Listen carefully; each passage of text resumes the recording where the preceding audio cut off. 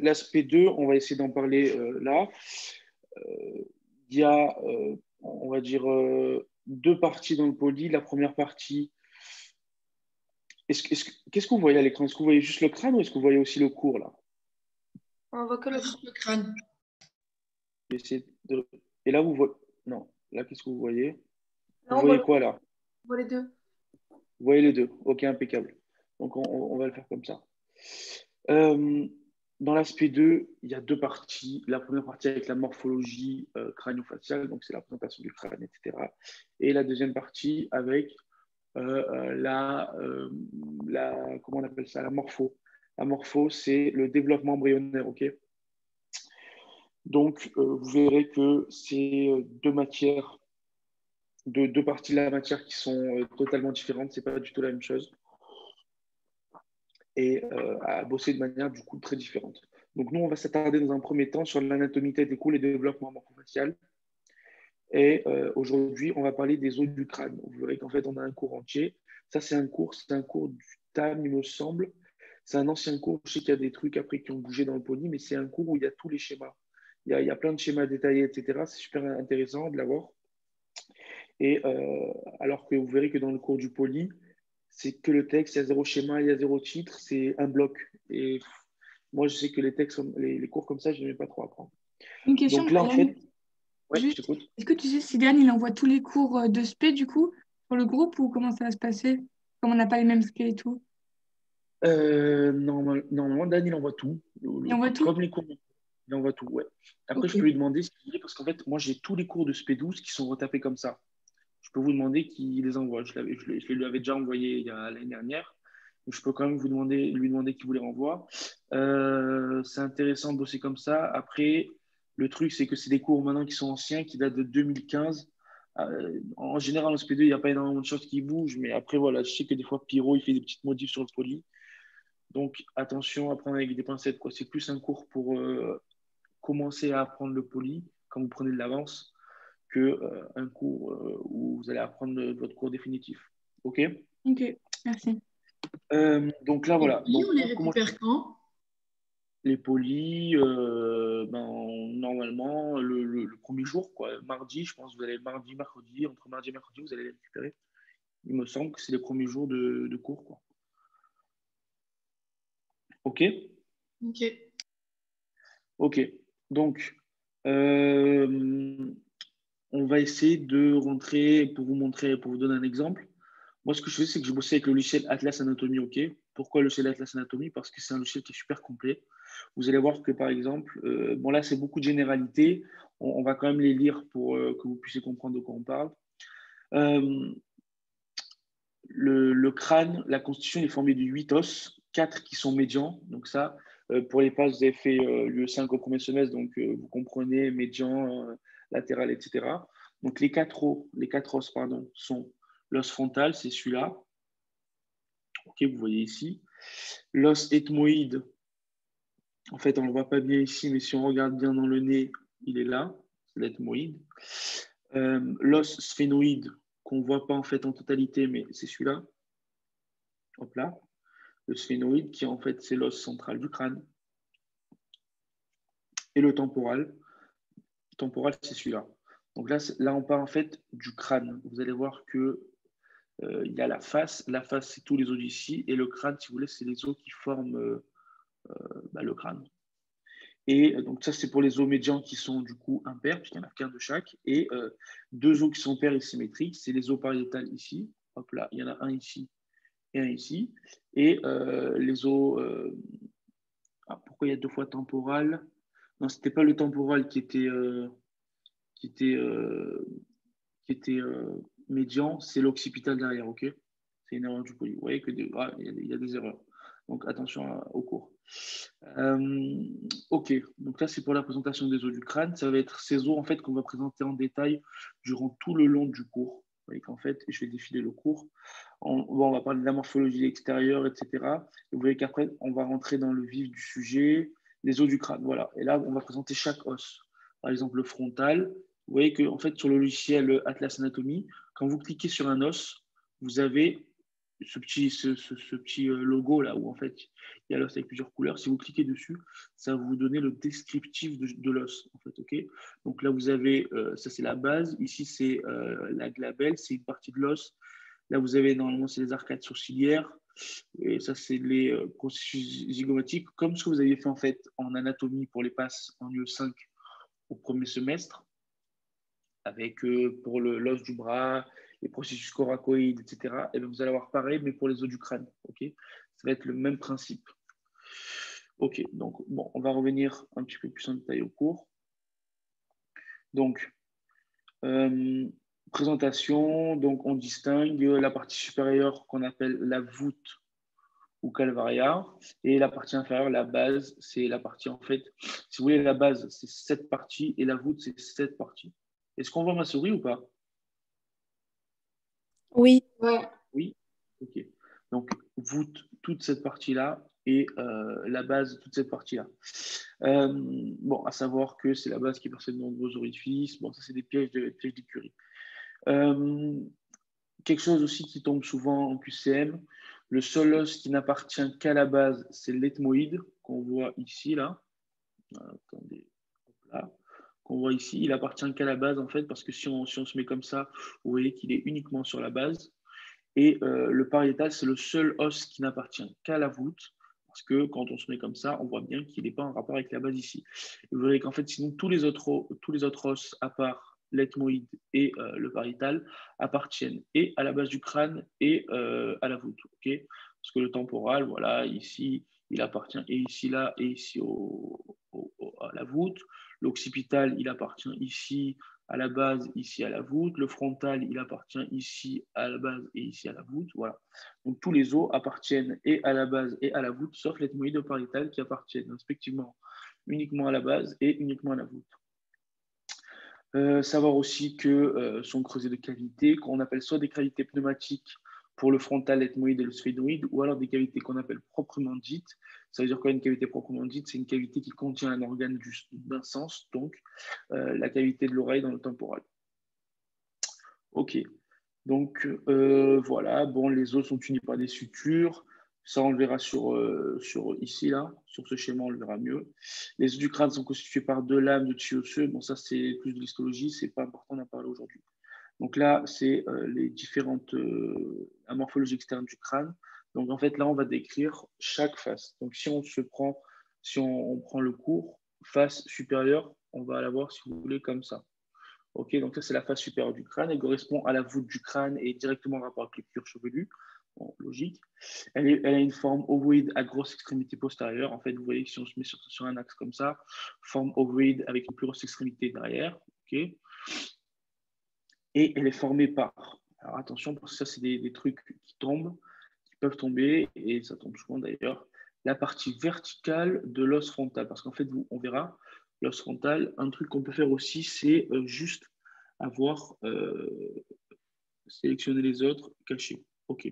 Si on prend juste le frontal, vous voyez qu'en fait, le frontal, si vous voulez, il a une partie verticale, donc ça va être cette partie-là, donc cette partie-là, si vous voulez, et une partie horizontale, ça va être cette partie-là, ok, qui va venir comme ça.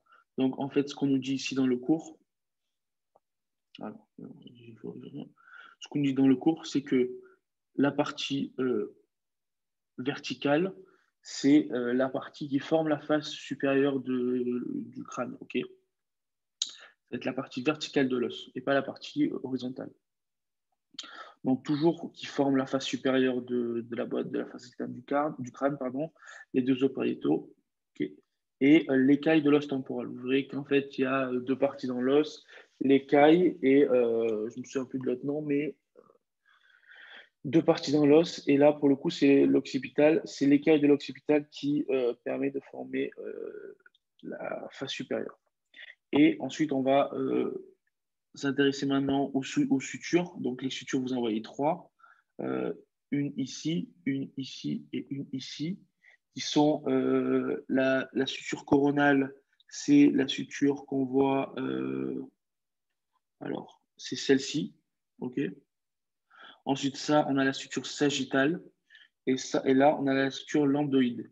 Alors, lambdoïde, comment est-ce qu'on peut retenir par rapport aux autres? C'est qu'en fait, ici, si on regarde le schéma qui est ici, on voit que ça fait, les sutures, en fait, elles forment un espèce de lambda, ok, c'est la lettre grecque. Et donc, c'est comme ça qu'on retient. La suture sagittale, c'est parce que si on prend un plan de coupe sagittale, et ben, ça coupe comme ça. Et du coup, coronale, parce que une suture, comment on appelle ça, une coupe coronale, c'est une coupe comme ça. OK. Savoir que le bregma, c'est la jonction entre la suture coronale et la suture sagittale, c'est-à-dire ce point ici, OK. Et en fait, c'est chez l'enfant, on dit qu'il ne faut pas toucher son crâne. Pourquoi? Parce qu'en fait, ici, c'est creux, OK. Ce qu'on appelle les fontanelles. Je crois qu'on en parle juste après. Je ne sais plus si on en parle ou si c'est dans un autre cours. Bon, bref. C'est les fontanelles, c'est les parties du crâne qui ne sont pas totalement fermées chez l'enfant. Et c'est pour ça que on a, si vous voulez, un espèce de trou à ce niveau-là et à ce niveau-là. Et c'est pour ça qu'on dit qu'il ne faut pas toucher qu'il faut pas toucher la tête du bébé. Concernant la face antérieure, la face antérieure du crâne, c'est ça. Elle correspond à la portion écailleuse de l'os frontal parce qu'en fait, on l'a dit, hein, mais tout ça, on l'enlève si vous voulez. Je crois que je peux sélectionner. On va sélectionner uniquement les os du crâne, comme ça on va enlever tout le reste. Ok. Ça.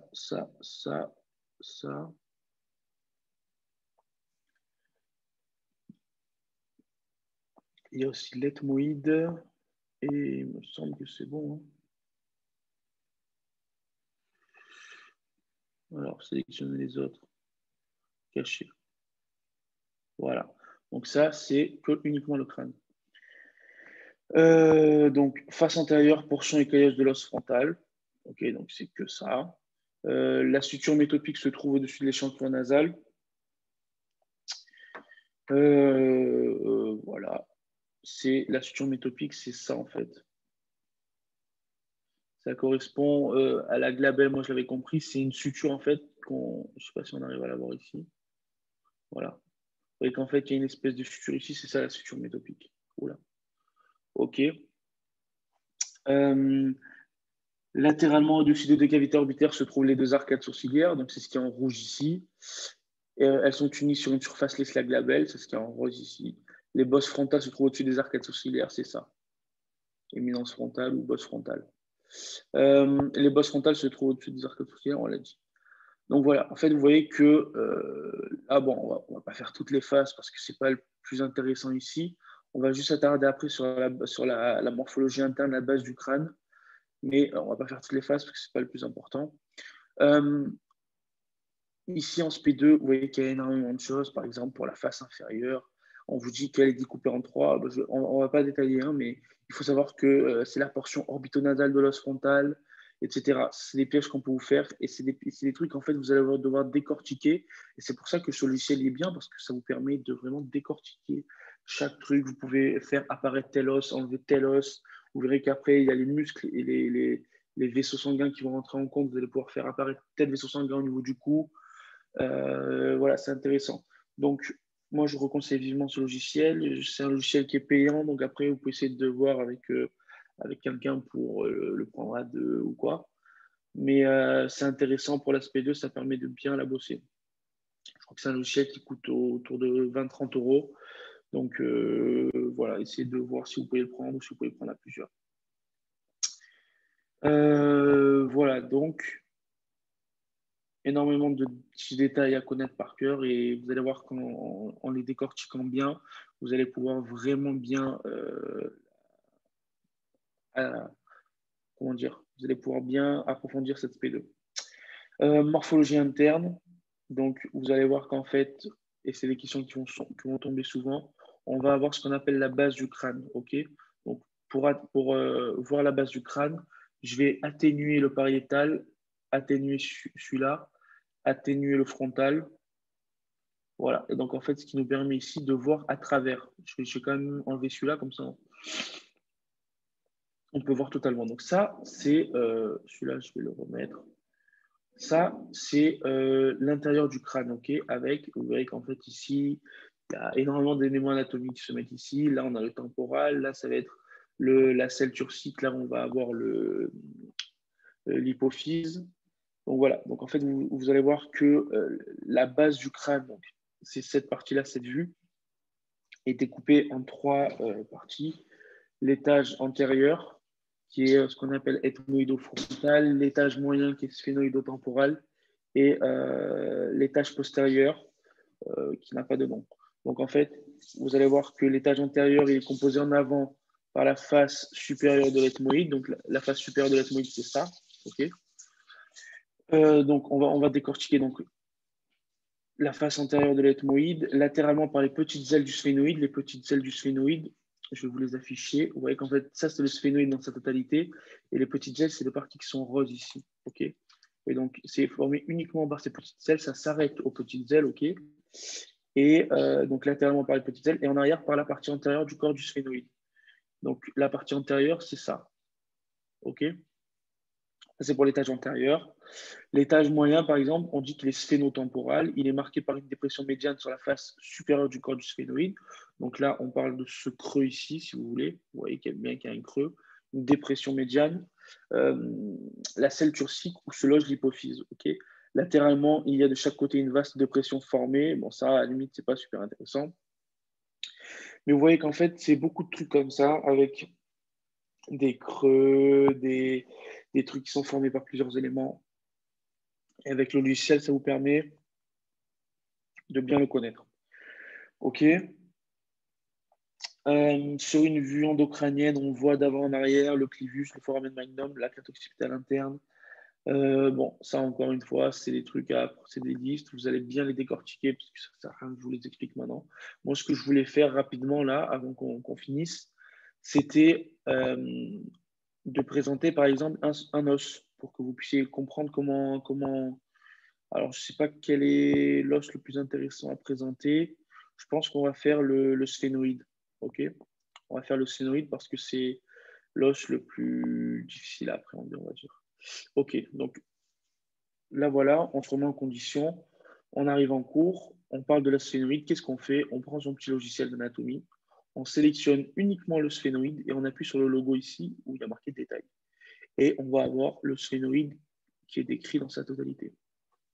Donc voilà, os sphénoïde, c'est un os impair du coup, puisqu'on n'en a qu'un seul, symétrique, parce qu'on voit bien qu'il y a un plan de coupe qui passe ici qui fait que l'os est symétrique, qui s'articule, et là c'est super important, avec tous les os de la base du crâne. Okay, donc c'est-à-dire que tous les os qu'on a cités depuis tout à l'heure, de la base du crâne, eh ben, ils s'articulent avec le sphénoïde. C'est pour ça qu'on dit qu'il est, ça va être l'os central, si vous voulez, qui est situé à la partie moyenne de la base du crâne. Donc, tout à l'heure, on a dit que la base du crâne était découpée en plusieurs parties, antérieure, moyenne et postérieure, et que le sphénoïde, il est situé.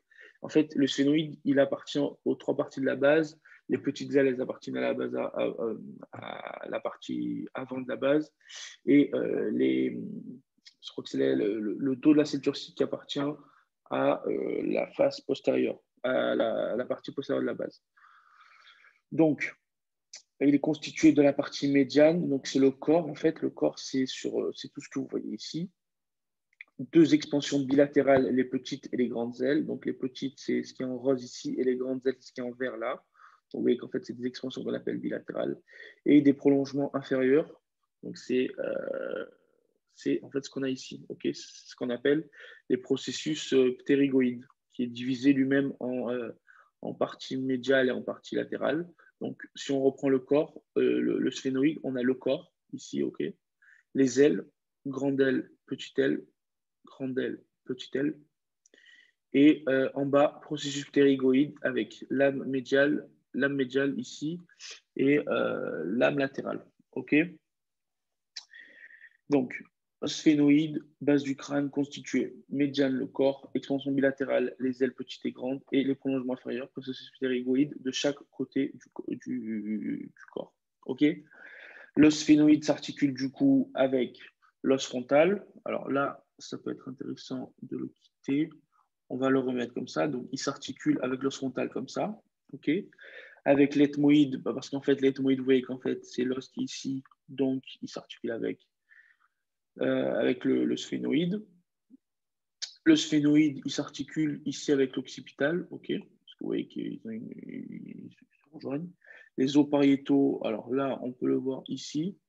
Donc, si on sélectionne le sphénoïde, c'est celui-là, le pariétal, il est ici, donc ils s'articulent ensemble. Articule ici, c'est écrit au début du poly, mais ça ne veut pas forcément dire un mouvement, ok? Articule, ça veut dire en contact. Et c'est bien important, parce que c'est vrai que quand on dit articulation, on pense au mouvement, mais pas forcément pour l'aspect 2. Les os temporaux, bah, par rapport là, voilà, le sphénoïde il est ici. Les os palatins, bon, je ne les ai pas mis dedans parce que je les ai pas mis là parce que c'est des os de la face, ils s'articulent avec le sphénoïde. Les os zygomatiques, c'est un os de la face aussi. Et le vomer, normalement, il est là. Non, je sais pas. Non, le vomer, il n'est pas affiché non plus ici. Mais voilà, ça, c'est tous les os avec lesquels s'articule le sphénoïde. Vous pouvez tomber, par exemple, sur un item, le sphénoïde s'articule avec deux points, OK? Donc là, voilà, pas de trucs compliqués. Vous voyez qu'en fait, l'aspect 2 en soi, c'est pas compliqué, c'est énormément de détails, c'est beaucoup de descriptions, mais avec un logiciel, si on prend bien le temps d'essayer de comprendre tous les trucs, eh ben, on peut facilement s'en sortir. Donc voilà, donc maintenant, on va décrire un peu plus en détail le corps. Donc le corps, comment on nous le décrit? On le décrit comme grossièrement cubique. Parce qu'en fait, le corps, si vous voulez, ça va être cette partie qui est en bleu. Donc cubique, bon, voilà, c'est le prof qui le décrit comme ça. Il comprend deux sinus qui sont séparés par une cloison sagittale. Les sinus, ça va être, si vous voulez, les renfoncements ici, qui s'articulent en avant avec ceux de la face postérieure de la lame perpendiculaire de l'ethmoïde. En fait, ici, on n'en a pas parlé parce qu'on n'est pas venu dessus. Mais l'ethmoïde, il apparaît, il a plein de sinus, lui, tu vois. Il a plein de sinus ici sur tout le tour. Et en fait, ces sinus-là vont s'articuler avec les sinus du sphénoïde pour former ce qu'on appelle, il y a un terme, bon, je ne sais plus c'est quoi le terme, mais c'est dans un autre cours. Mais ça va former une cellule entière, si vous voulez. C'est le terme cellule, ce n'est pas une cellule à proprement dite, mais c'est le terme de cellule, ils appellent ça une cellule.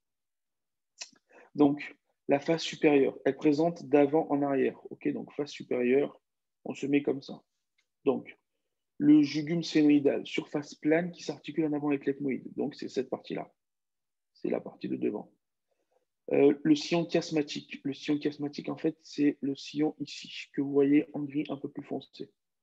C'est le sillon ici où on va avoir le canal optique qui va sortir d'un côté et l'autre canal optique qui va sortir d'un autre côté. Gouttière transversale tendue d'un canal optique à l'autre. Le canal optique, il est là, le canal optique, il est là. C'est la gouttière qui est là. La selle turcique, c'est ça. C'est toute cette partie où va venir se loger l'hypophyse. Et la lame quadrilatère ou dorsum sellae, qui, en fait, c'est ça. Okay, c'est lame quadrilatère ou dorsum sellae, c'est la limite de la selle turcique en arrière. Pardon. Et les extrémités forment ce qu'on appelle les processus clinoïdes postérieurs, c'est ça. Ah non, ça c'est l'antérieur. Processus clinoïde, c'est ça. Voilà. Donc en fait, vous verrez qu'il y a un processus clinoïde postérieur, pardon, et il y en a deux postérieurs qui sont sur les petites ailes. Mais ça encore, c'est beaucoup de détails. Mais ça peut quand même tomber, donc à savoir. La lame quadrilatère, donc, la dorsum sellae, est en continuité avec la partie basilaire de l'os occipital, pour former le clivus. Ça encore, vous le verrez quand vous ferez l'os occipital, c'est pas important d'en parler maintenant. Les autres faces. Donc là, on a décrit la face supérieure, si vous voulez. Et donc là, on va décrire le reste des faces, mais la plus importante, c'était la face supérieure. La face antérieure est divisée en deux parties par la crête du sphénoïde. Donc la crête du sphénoïde, c'est ça. La face inférieure est divisée en deux par une crête sagittale médiane qui continue en avant par le bec du sphénoïde. Donc la crête, c'est celle-ci qui continue en avant par le bec du sphénoïde, c'est ça. Les faces latérales présentent chacune une gouttière carotidienne en forme de S. Alors les faces latérales, les gouttières carotidiennes, c'est en fait, on ne le voit pas sur le truc de l'anatomie, mais en fait, ça forme un truc comme ça. Je crois qu'on peut noter sur ce. On ne peut pas noter directement sur ça. Du coup, je vais sélectionner les autres. Cacher. Voilà.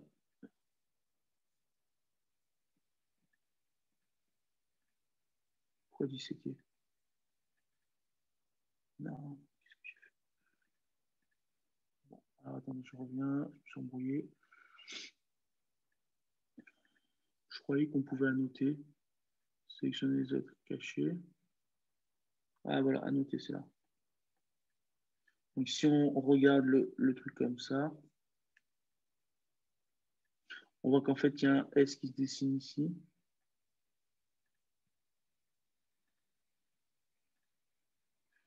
Et ça fait un truc comme ça. Qui repart par en dessous. Et c'est ça le S qu'on vous parle ici. Les faces latérales présentent chacune une gouttière carotide en forme de S. Et en fait, c'est à partir de cette gouttière, vous allez voir qu'il y a, je ne sais plus c'est quoi le nom de l'artère qui passe par là, mais ça a une artère qui va prendre la forme du S. Les faces latérales présentent chacune une gouttière. Alors, on va juste remettre. Pourquoi ça met ça enregistrer? Non, ça je m'en fous. Quitter. Ok. La face postérieure, bon, s'articule avec l'apophyse, on s'en fout. Maintenant, on va décrire un petit peu plus les petites ailes. Ok. Les petites ailes, c'est quoi? C'est deux lames horizontales triangulaires à sommet latéral. Donc, ça, c'est vraiment comme l'UE5. Hein.